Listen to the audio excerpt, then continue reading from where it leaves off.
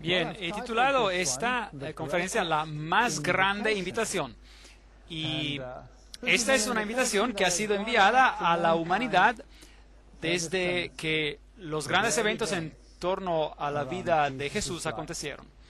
En Juan 2:19, Jesús dice, destruid este templo y en 3 días lo levantaré. Ahora, el templo obviamente era un tipo, un prototipo, y sirvió como tipo prototipo de casi todo lo que Jesús representaba. Y en un sentido, nosotros también podemos llegar a ser parte de un templo espiritual que Dios está preparando. Y Él dice, el que venciere lo haré un pilar en mi casa, en mi templo. Así que hay un templo espiritual que se está preparando. Pero aquí Jesús está hablando de un templo, diciendo, este templo, y en 3 días lo levantaré. Bueno, el templo era bastante magnífico.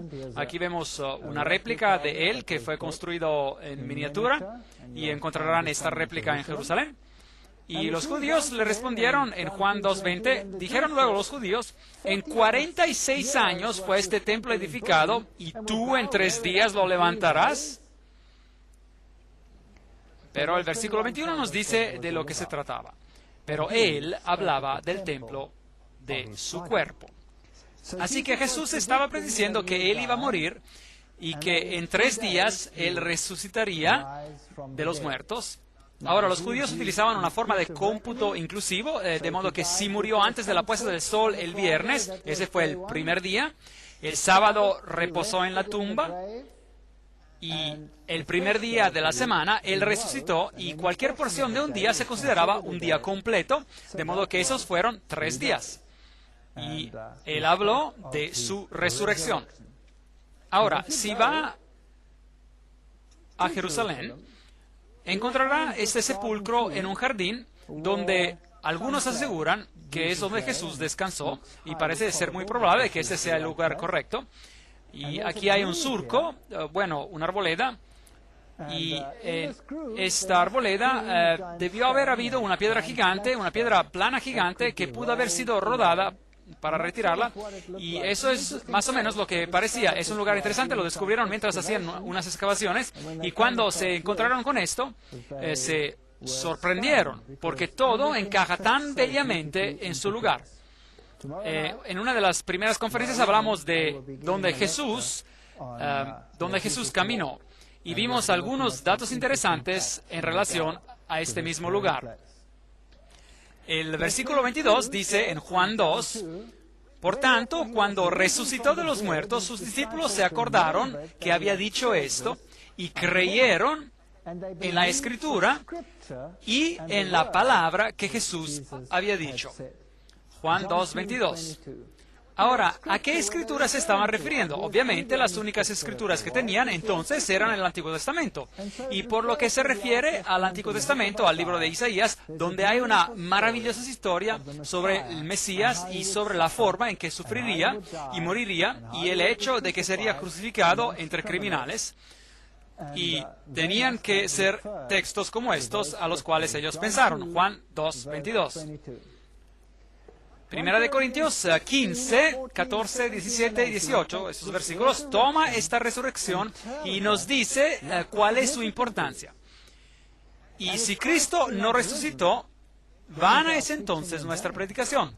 Todas las otras grandes religiones del mundo veneran ante los sepulcros de sus fundadores. Pero no es así con el cristianismo. El sepulcro de Cristo está vacío. Y así dice, si Cristo no resucitó, vana es entonces nuestra predicación. Vana es también nuestra fe, vuestra fe. Y si Cristo no resucitó, vuestra fe es vana. Aún estáis en vuestros pecados. Porque solo por medio de la muerte y la resurrección de Cristo pueden ser perdonados mis pecados. Y esto es algo que el mundo debe comprender.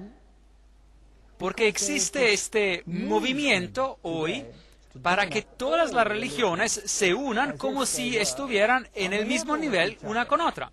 Pero si quita esta frase, entonces la salvación ya no tiene sentido. Entonces ellos también, los que se durmieron en Cristo, perecieron. Así que, en otras palabras, aquellos que murieron en Cristo están esperando la resurrección, la cual es garantizada por medio de la muerte y de la resurrección de Cristo. Él fue los primeros frutos de esa resurrección. ¿Cómo puede ser Él los primeros frutos si la Biblia dice que otros fueron resucitados por Cristo mismo? Y el libro de Judas implica que Moisés fue resucitado.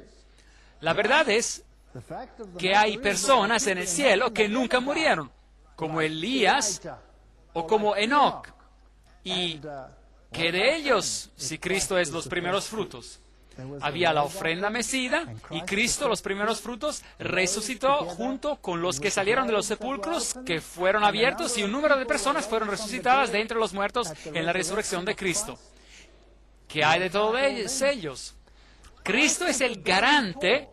En otras palabras, aun si personas fueron trasladadas antes de la muerte de Cristo, fue bajo la presciencia, la garantía de que Cristo moriría y sería resucitado de entre los muertos y vencería al pecado. Por lo que su salvación dependía, al igual que la nuestra, de la muerte y resurrección de Cristo.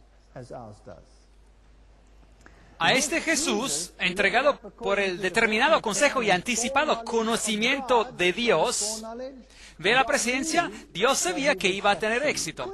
¿Podría haber fallado? Sí, pudo haber fallado. Él era completamente humano y completamente divino. Pero Él nunca utilizó su divinidad ni una vez para protegerse a sí mismo. Ni una vez. Y así que en su forma humana, en su humanidad, Él podría haber fallado, pero Él venció donde Adán falló. Así que a este, entregado por el determinado consejo y anticipado conocimiento de Dios, prendisteis y matasteis por mano de inicuos, crucificándole, al cual Dios levantó, resucitó, sueltos los dolores de la muerte, de modo que solo en Cristo hay salvación, por cuanto era imposible que fuese retenido por ella. A este Jesús resucitó Dios, de lo cual todos nosotros somos testigos. Hechos 2, 23, 24, 32. ¿Podemos ser nosotros hoy en día testigos de la resurrección de Cristo, sí o no? Sí podemos. Sí podemos, porque solo en Cristo uno encuentra el tipo de transformación que vemos en personas que lo han aceptado y que lo han seguido en todos sus caminos. Sin Él es imposible, por lo que Cristo debe estar vivo. Y si usted elige caminar con Él y tener una experiencia con Él, entonces sabrá que Él no se está pudriendo en algún sepulcro, sino que Él es el que resucitó de los muertos y está sentado a la diestra del Padre. Y luego, después de la resurrección, Jesús da la comisión. id y doctrinad, enseñad a todos los gentiles, bautizándolos en el nombre del Padre y del Hijo y del Espíritu Santo. La plena Trinidad, la plena potencia de la Trinidad. Enseñándoles que guarden, ¿qué dice? Todas las cosas que os he mandado, y he aquí, yo estoy con vosotros todos los días hasta el fin del mundo. Mateo 28, 19, 20. ¡Qué tremenda comisión! Y esa comisión abarca todo. No se puede dejar una parte aquí y una parte allá. Se debe enseñar todo. Por lo tanto, una relación que culmina en el bautismo es basada en la verdad, se basa en la palabra, porque lo que Cristo les enseñó, ya sea a través de los profetas o personalmente, es la palabra de Dios. Y no podemos tomar porciones de ella, la tenemos que tomar toda. Guarden todas las cosas que os he mandado. ¿Habló Cristo a través de los profetas en el pasado, sí o no? Claro que sí. Todas las cosas fueron creadas por Él y para Él, y sin Él nada de lo que ha sido creado fue creado. Así que todo desde el principio viene de Cristo. El bautismo es mencionado 80 veces en el Nuevo Testamento. ¿Le parece que eso era importante en esos entonces? Yo lo creo. No es solo una cosa fugaz. Se menciona 80 veces.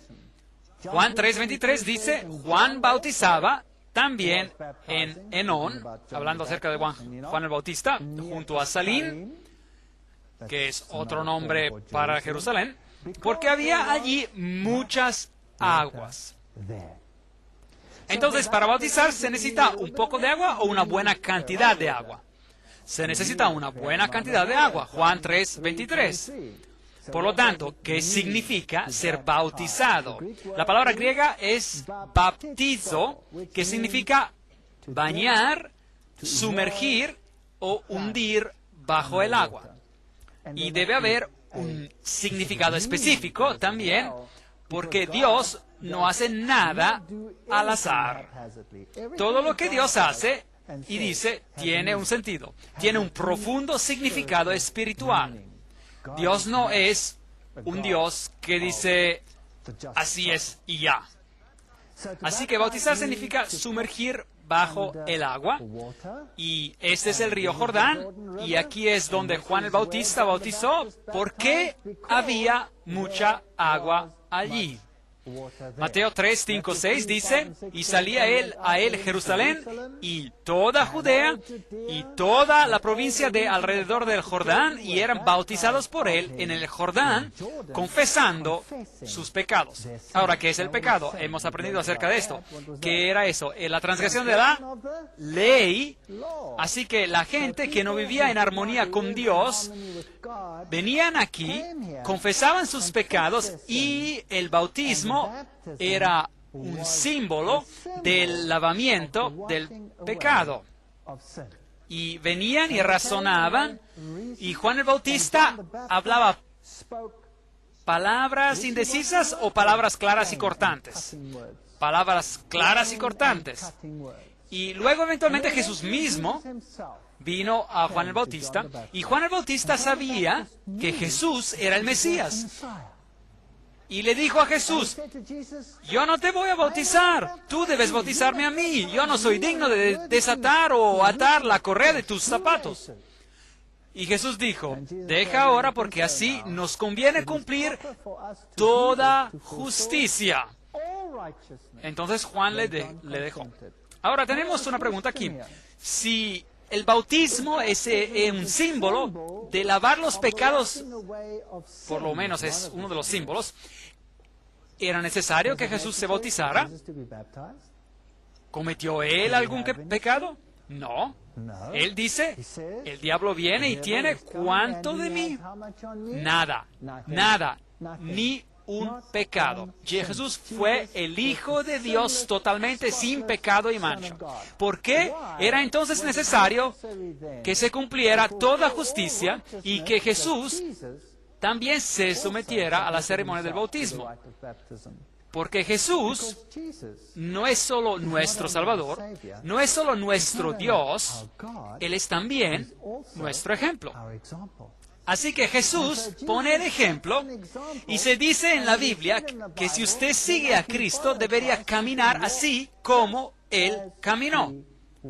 Así que estudiar la vida de Cristo es estudiar el caminar cristiano, y Cristo fue bautizado. Y Jesús, después que fue bautizado, Mateo 3:15, subió luego del agua. ¿Qué es lo que nos dice eso de la manera en que fue bautizado? Debió haber estado sumergido en el agua. Eso es lo que dice. Así que Jesús estaba sumergido en el agua. En ese momento el cielo se abrió y vio al Espíritu de Dios que descendía como paloma y venía sobre él. Mateo 3:16. Así que el Espíritu de Dios descendió no siendo una paloma, pero sino como una paloma. Ahora, ¿cómo desciende una paloma?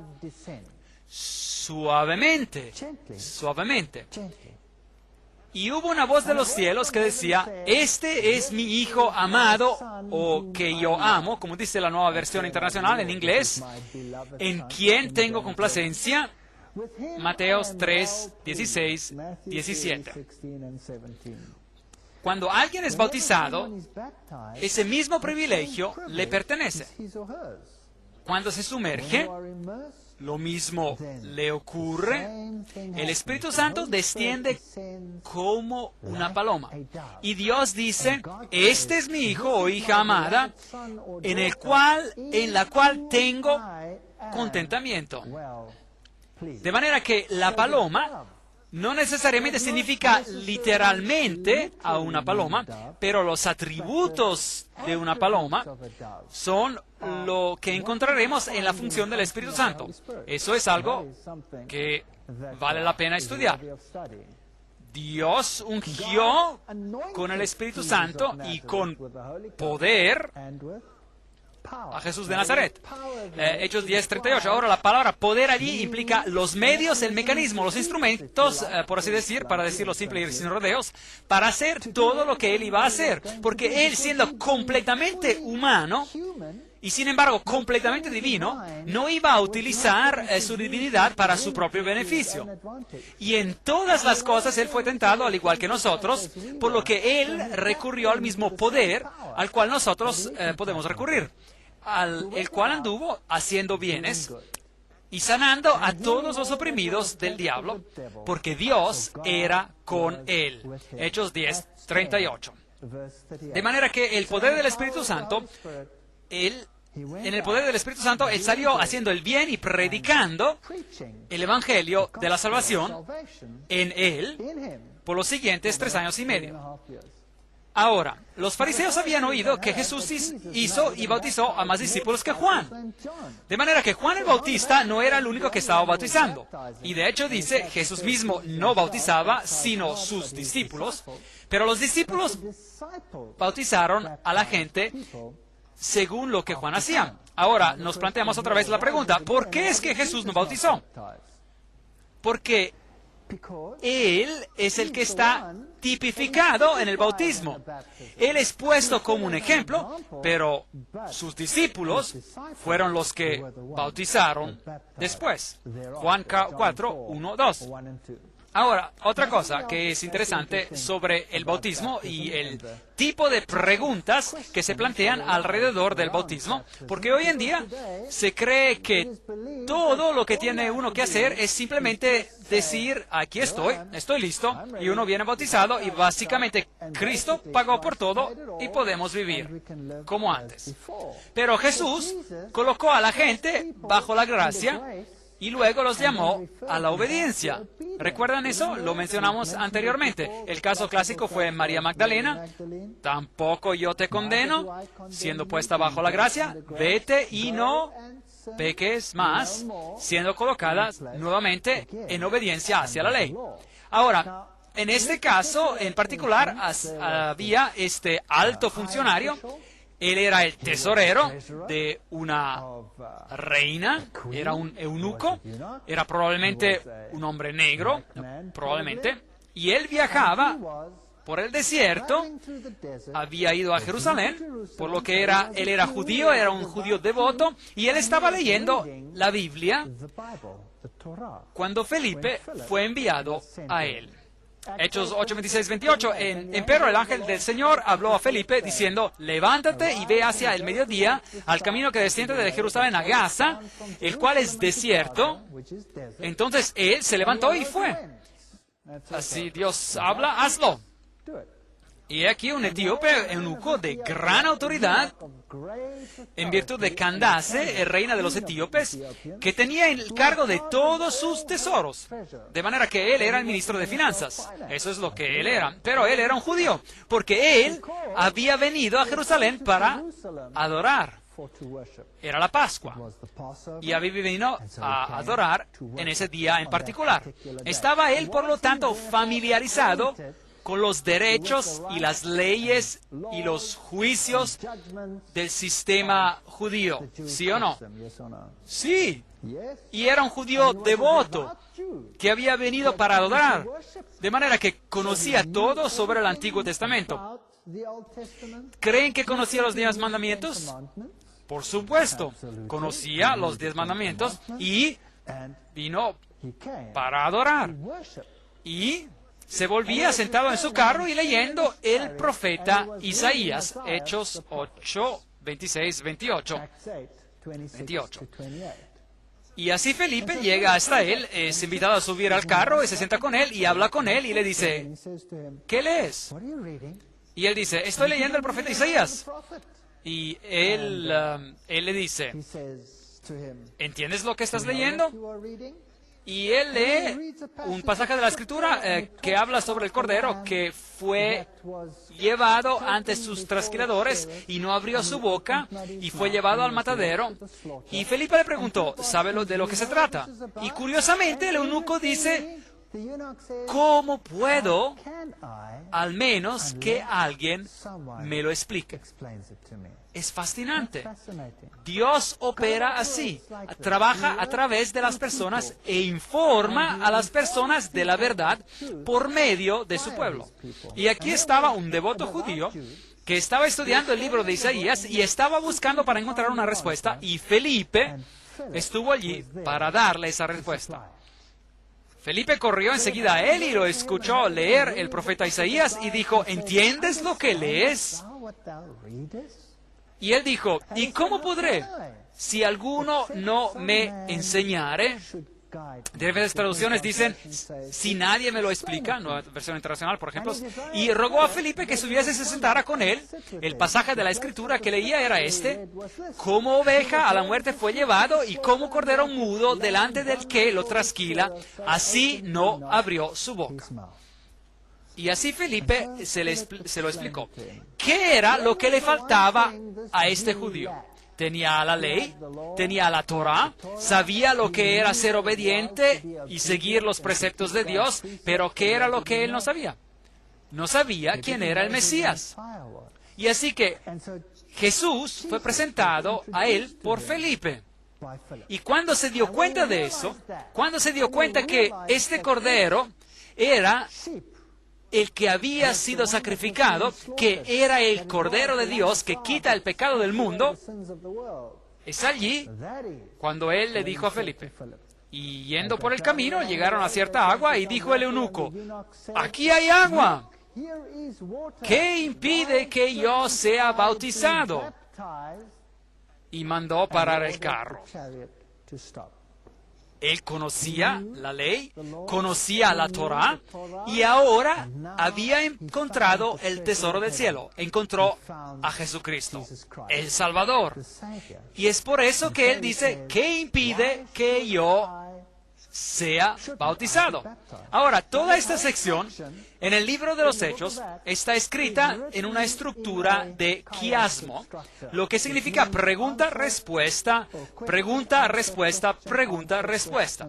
Ahora, si usted tiene alguna de las traducciones modernas de la Biblia, le será difícil encontrar este versículo, porque su Biblia tendrá el versículo 36 y el versículo 38, pero dejará fuera el versículo 37. Compruébelo esta noche si lo quiere. Hechos 8, versículo 37.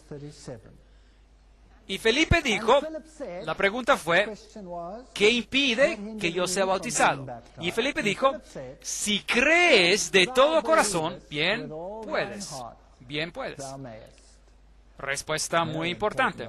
De manera que, ¿cuál era el prerequisito para el bautismo? Creer con todo tu corazón. ¿Por qué cree que algunas traducciones modernas prefieren dejar afuera ese versículo?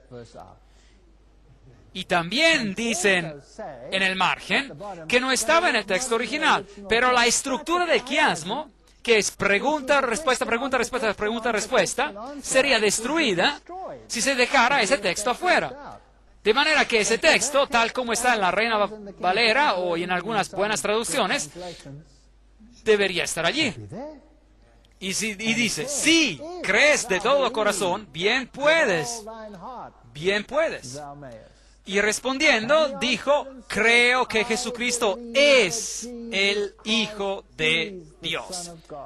Ahora, recuerde que era un judío. Jesús dijo, enseñándoles que, ¿lo recuerdan? Todas las cosas que os he mandado. Todas las cosas. Si me amáis, guardad mis mandamientos. Hoy tenemos a gente que no conoce nada sobre los requisitos de Dios y aceptan a Jesús como su Salvador y piensan que pueden seguir como antes sin entrar en armonía con los preceptos de Dios. Así que los judíos tenían la ley y no tenían al Mesías. Hoy queremos al Mesías y no queremos a la ley. Es bastante confuso. En realidad, aquellos que guardan los mandamientos de Dios y tienen la fe de Jesús, eso es lo que la Biblia dice, ser el grupo que representa todo el Evangelio. ¿Por qué murió Jesús por nosotros? ¿Por qué nos encontramos en la transgresión? ¿Significa eso que nos quedamos en la transgresión? Por supuesto que no. Así que es muy importante. Si crees de todo corazón, bien puedes. Y respondiendo dijo, creo que Jesucristo es el Hijo de Dios. Esto era lo que él le faltaba. Él no conocía al Mesías. Y cuando él aceptó al Mesías como su Salvador personal, fue bautizado. Y descendieron ambos al agua, Felipe y el eunuco, y le bautizó. Hechos 8, 36, 38. Así que en todos los ejemplos que tenemos, vemos que la Biblia habla de un bautismo y que es un bautismo de inmersión. Ahora, si nosotros vamos a la iglesia primitiva, veremos que en la iglesia primitiva también se bautizaba por inmersión. Aquí hay una cruz bizantina y una antigua iglesia bizantina y esta está en ruinas, por supuesto, y si camina a través de estas ruinas hay una antigua pila bautismal donde se bautizaba a estas personas. De más cerca se puede ver que allí uno bautizaba por las escaleras, uno bajaba ahí y allí era donde ellos bautizaban. Así que la iglesia primitiva, después de Cristo, bautizaba por inmersión. Esta aquí es una pila bautismal interesante. Esta es también una iglesia bizantina y esta fue construida allí donde vivían los esenes. Y estas iglesias primitivas, todas tenían fuentes bautismales con escalones que conducían hacia abajo. Esto es en el desierto, donde no hay mucha agua, por lo que tenía una pila bautismal más pequeña, pero el bautismo por inmersión es ciertamente posible también aquí, en una fuente como esta. Si usted visita las iglesias antiguas, también nos revelan el método que se utilizaba en los tiempos anteriores. Esta es una iglesia del siglo I en Filipia. Esta era la pila bautismal donde las personas eran bautizadas. Y si se pregunta de dónde se originó el bautismo por aspersión o por infusión, vertiendo el agua sobre la frente de un infante? Bien, entonces tienen que ir a Roma para descubrirlo, debido a que es de allí de donde se origina. Y aún si va a algunas de las iglesias más antiguas de Roma, todavía encontrará grandes pilas bautismales. Y aquí en Capodicea, en Turquía, la ciudad oculta de algunos cristianos en la Edad Media, allí también encuentran el bautismo por inmersión. Y tenían estas pilas bautismales profundas, donde uno bajaba por las escaleras y venía bautizado por inmersión. Algunos de los relieves y algunas de las pinturas que tenemos de ese periodo temprano, si vamos a Rusia, por ejemplo, aquí tenemos el bautismo del rey ruso Vladimir el Grande, una pintura de eso, por la iglesia primitiva bizantina. Hoy la iglesia ortodoxa es un vestigio de eso. También vemos su bautismo por inmersión. Y aquí hay un relieve temprano donde Cristo está siendo bautizado en un fresco de África, y allí lo tienen también de pie bajo el agua, y el agua llega hasta su cintura.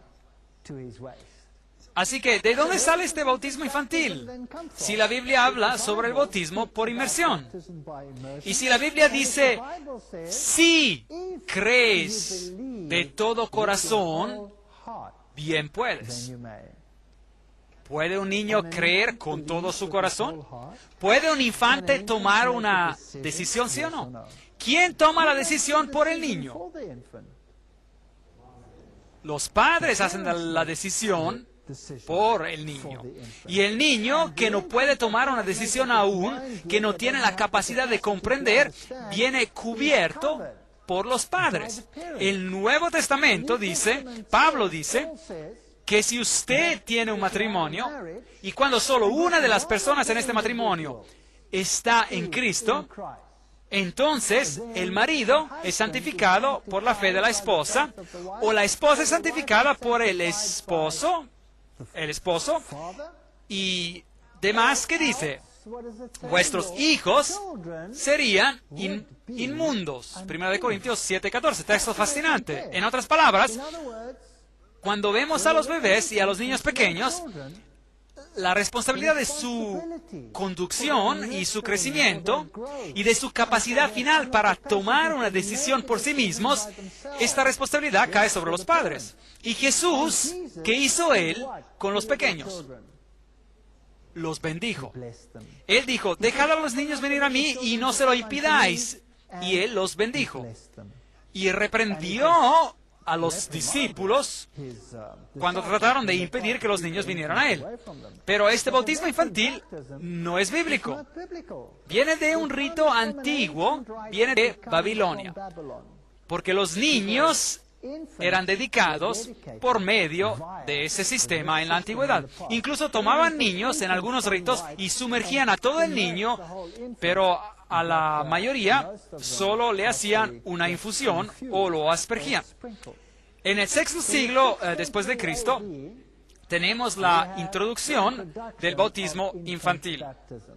Ahora, el dios Jano, que era el de la doble cabeza, el que mira adelante y hacia atrás, tenemos lo mismo en el águila de las dos cabezas, que es de donde viene, nació 2 veces.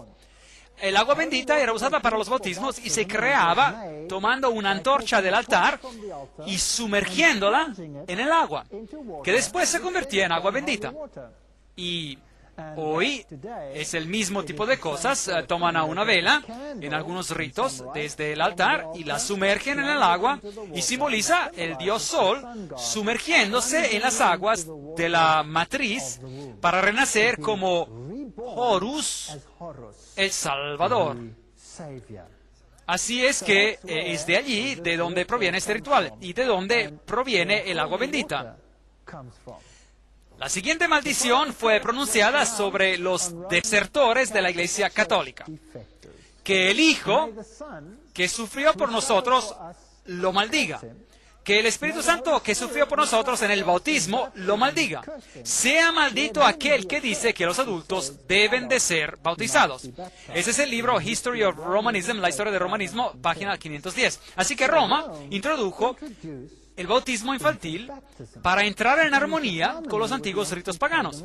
Ahora, a propósito, puede ver en realidad de dónde esto origina. Porque en el rito pagano, el Espíritu Santo y Horus, el dios Horus, son una misma entidad. Y Juno, la paloma, era el símbolo del aspecto femenino de la deidad, de modo que si considera el culto luciferiano, entonces Lucifer es a la vez hombre y mujer, Juno y la paloma, y también es considerado como el Espíritu Santo. Eso lo leemos en los libros de Alice A. Bailey, y lo que es interesante aquí es que dice, porque todos son uno, que el Espíritu Santo que sufrió por nosotros en el bautismo, que lo maldiga. ¿Sufrió el Espíritu Santo en el bautismo de la Biblia, sí o no? No. El Espíritu Santo descendió suavemente como paloma sobre Jesús. ¿Quién era el que iba a sufrir y morir? Jesús iba a sufrir y morir.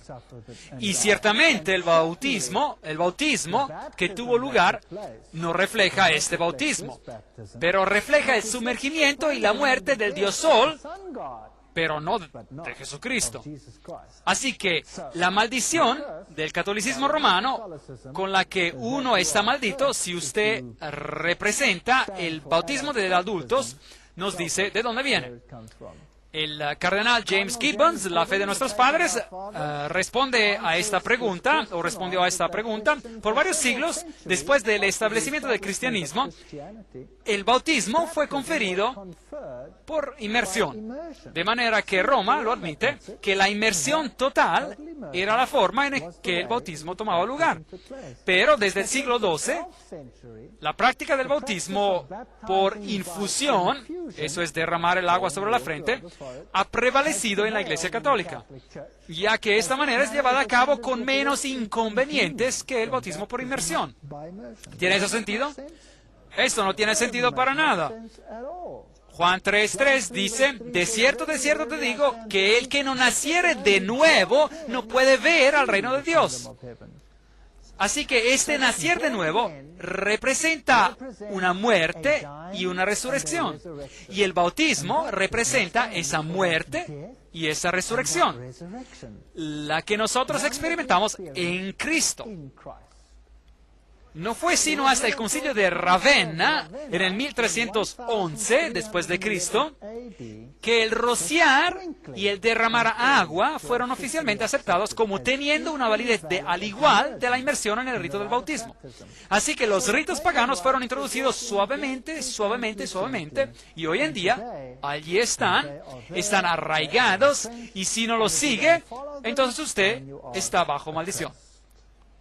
Así que, como con todas las doctrinas extrañas que tenemos en el mundo cristiano de hoy, tenemos que ir a Roma para encontrarlas. Este sistema en que la Iglesia y el Estado trabajan en conjunto para lograr una forma unitaria de religión, que será la adoración última del ángel con la antorcha, el caído, Lucifer. Bien, Roma es muy impresionante, muy espectacular. Esta es la estatua de Moisés, que fue esculpida por Miguel Ángel, y tiene un pequeño corte en la rodilla, y nos dicen que Miguel Ángel miró a la estatua y dijo que era perfecta. Y luego le arrojó el cincel y le dijo, ¡levántate! Y por supuesto no se levantó, solo recibió un pequeño corte en la rodilla. Eso es la historia. ¿Será verdad o no? No sé. El gran Pontifex Maximus, Pontífice Máximo, el gran constructor de puentes para tomar el lugar de Jesucristo, el que es el puente entre el cielo y la tierra, ciertamente no es él, el Pontífice Máximo, sino es Jesucristo. Así que con todos esos sistemas, nosotros encontramos que Roma es quien está detrás de todo. Y es la que está recibiendo los elogios y la adoración hoy.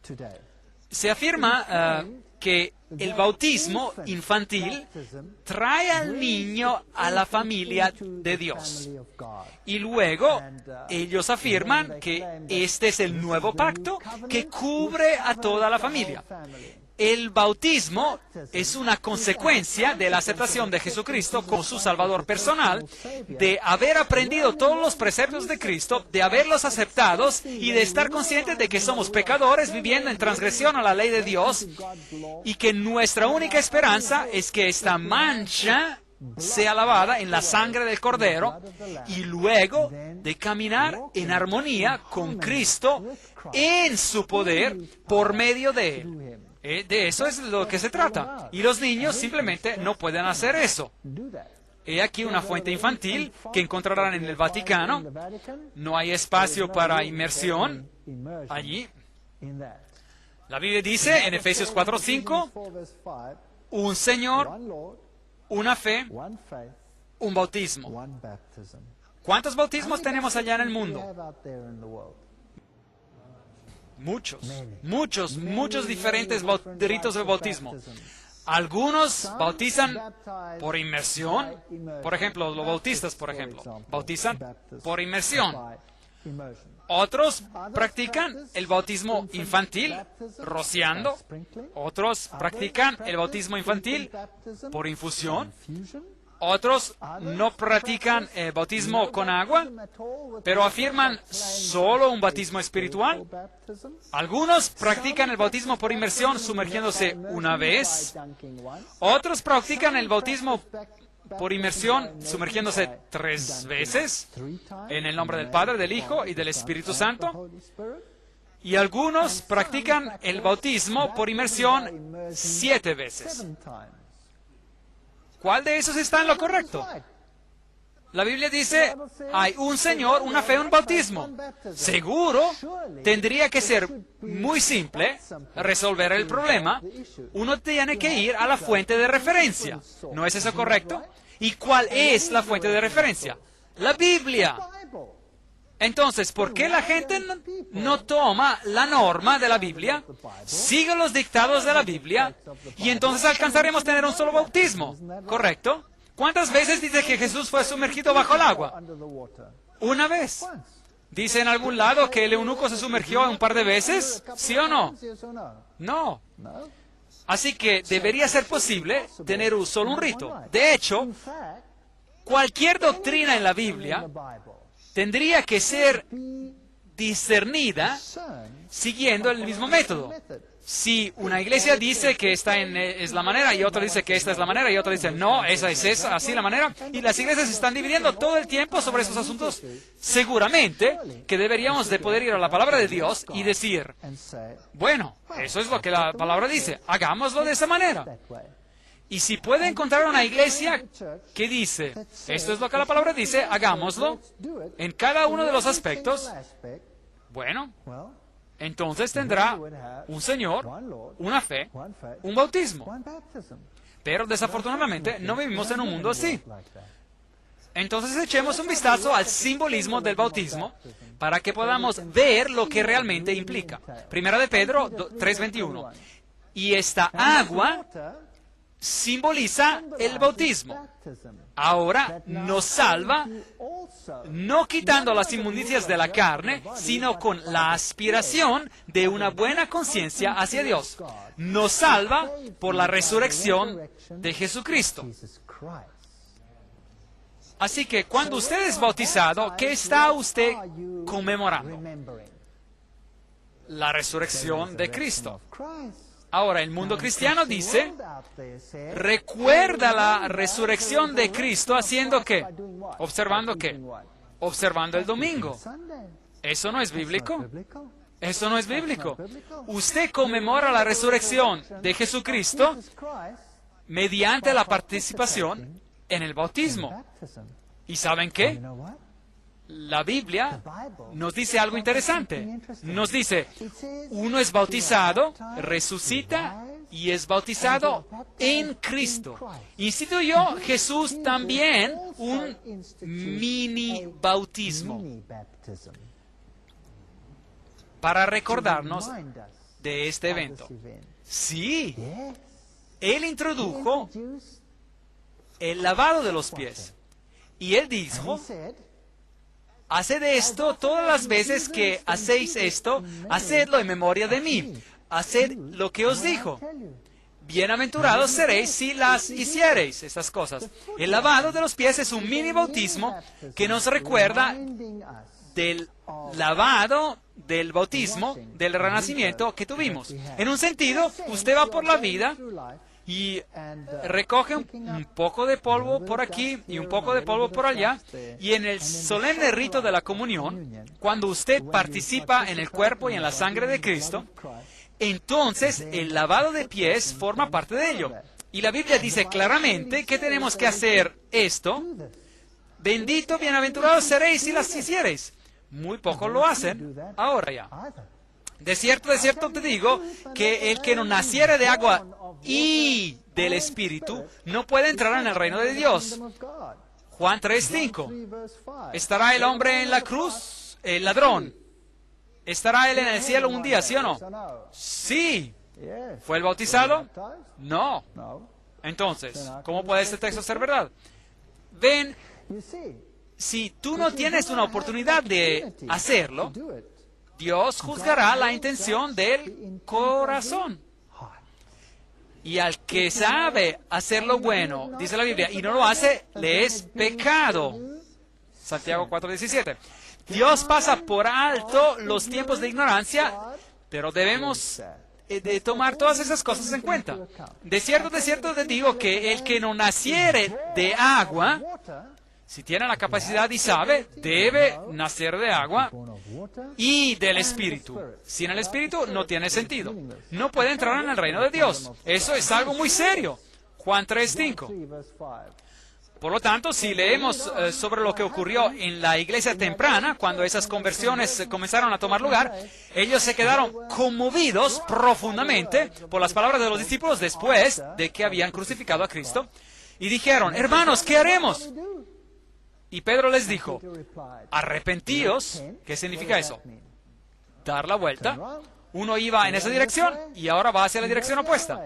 Uno se encontraba en el pecado y la transgresión y ahora da la vuelta hacia el otro lado.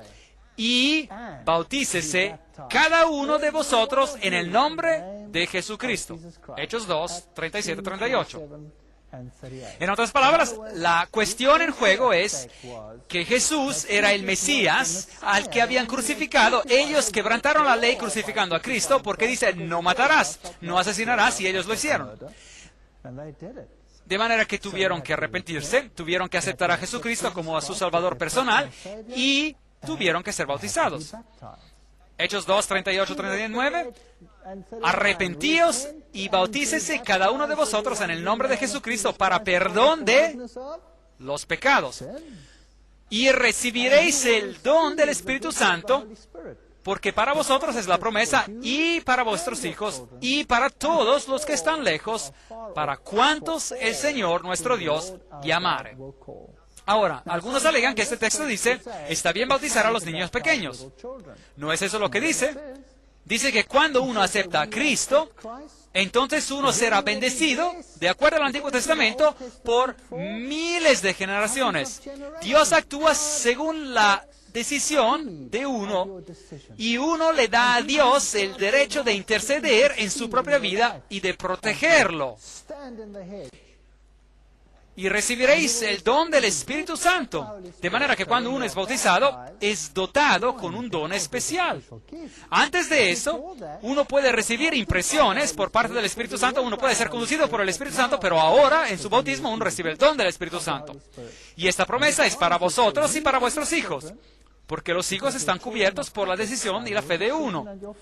Y para todos los que están lejos, todas las personas, y para cuantos el Señor nuestro Dios llamare.